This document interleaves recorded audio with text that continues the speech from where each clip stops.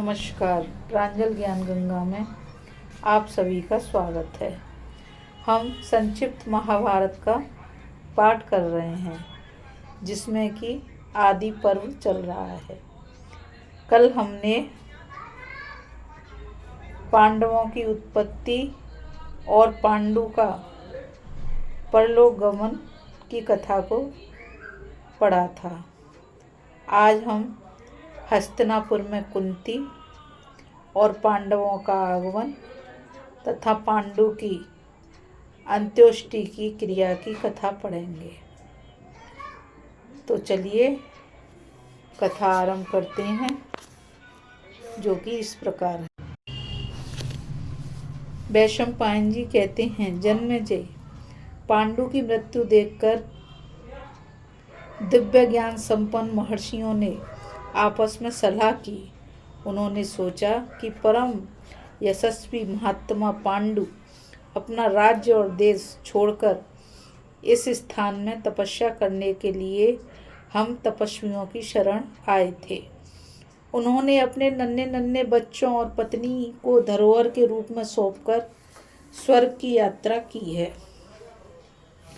अब हम लोगों के लिए उचित है कि उनके पुत्र अस्थि और पत्नी को ले चलकर वहाँ पहुँचा दें। यही हमारा धर्म है। ऐसा विचार करके तपस्वियों ने भीष्म और धृतराष्ट्र के हाथों पांडवों को सौंपने के लिए हस्तिनापुर की यात्रा की। थोड़े ही दिनों में वे लोग हस्तिनापुर के वर्धमान द्वार पर आ पहुँचे। अनेक चारण आदि देवताओं के साथ मुनियों का आगमन सुनकर लोगों को बड़ा आश्चर्य हुआ। वे अपने बाल बच्चों के साथ उनके दर्शन के लिए आने लगे। उस समय सवारी से और पैदल आने वाले चारों वर्णों के लोगों की बड़ी भीड़ हो गई। उस समय किसी के मन में भेदभाव नहीं था। भीष्म, सोमदत्त, ब्राहिक, धृतराष्ट्र, विदुर, सत्यवती, काशीराज की कन्या गांधारी और दुर्योधन आदि धृतराष्ट्र कुमार सभी वहां आए। सब उन महर्षियों को प्रणाम करके बैठ गए। भीड़ का कोलाहल शांत हो जाने पर भीष्म ने ऋषियों का सत्कार किया और अपने राज्य तथा देश का कुशल समाचार निवेदन किया। सबकी सम्मति से एक ऋषि ने खड़े होकर कहना शुरू किया।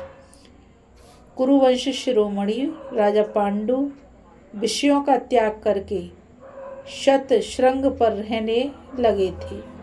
वे तो ब्रह्मचर्य व्रत का पालन करते थे, परंतु दिव्य मंत्र के प्रभाव से धर्मराज के अंश से युधिष्ठिर, वायु के अंश से भीमसेन, इंद्र के अंश से अर्जुन और अश्वनी कुमारों के अंश से नकुल सहदेव का जन्म हुआ। पहले तीनों कुंती के पुत्र हैं और पिछले दोनों माद्री के। इनके जन्म वृद्धि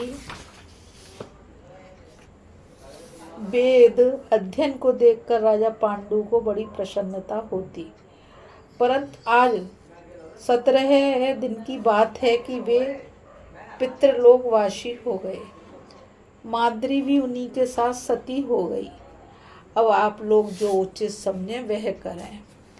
ये हैं उन दोनों के शरीर की अस्थियां और ये हैं उनके पुत्र। आप लोग इन बच्चों और इनकी माता पर कृपा रखें। साथ ही प्रेत कार्य समाप्त हो जाने पर राजा पांडु के लिए पितृमेध यज्ञ करें। इतना कहकर वे ऋषि और उनके सभी साथी अंतर्ध्यान हो गए। सभी लोग इन तपस्वियों का गंधर्व नगर के समान दर्शन करके बड़े विस्मित हुए। अब राजा धृतराष्ट्र ने आज्ञा दी कि विदुर, तुम महाराज पांडु और महारानी माद्री की अंत्येष्टि क्रिया राजोचित सामग्री से कराओ और उनके लिए पशु, वस्त्र, अन्न तथा आवश्यक धन का दान करो।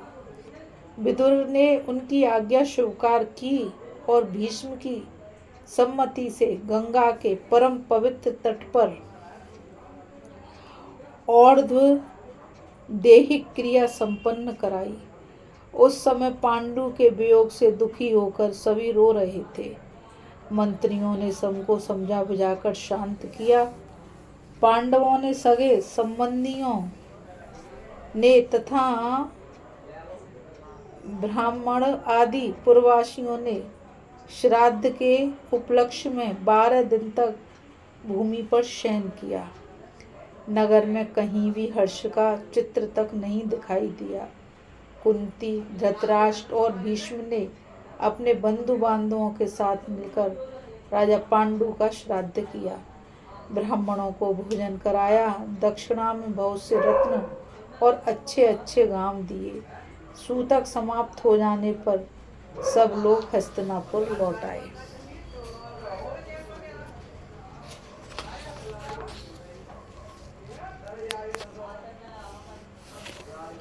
अभी हम हस्तिनापुर में कुंती और पांडवों का आगमन तथा पांडु की अंत्येष्टि क्रिया की कथा पढ़ रहे थे। इस कथा में आज इतना ही। अब आगे की कथा में हम सत्यवती आदि का देह त्याग और दुर्योधन का भीमसेन को विष देना की कथा पढ़ेंगे। इस कथा में आज इतना ही।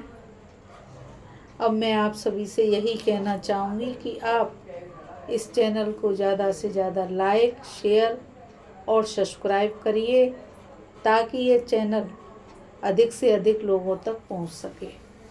और अब इस महाभारत में कथा बहुत ही अच्छी और ज्ञानवर्धक आने वाली हैं। अभी तक तो इस कथा में परिचय चल रहे थे वंशों के, राजा महाराजाओं के। अब यहाँ आकर कथा शुरू हो रही है। तो मैं आप सभी से यही कहना चाहूँगी कि एक तो आप पहले की जो कथाएं हैं उनको सुने, यदि नहीं सुनी है तो, और फिर आगे की कथाओं को मन लगाकर सुनने के बाद भी उन कथाओं के बारे में सोचिएगा और फिर उन कथाओं को अपने जीवन में उतारिएगा, क्योंकि ये कथा नहीं है, ये हमारे जीवन में आने वाली उन समस्याओं का हल है जिससे कि इस संसार में प्रत्येक प्राणी जूझ रहा है। तो आप सभी को राधे राधे, नमस्कार, जय श्री कृष्णा। और मुझ गीता रावत को आज्ञा दीजिए। कल फिर मिलेंगे एक नई कथा के साथ।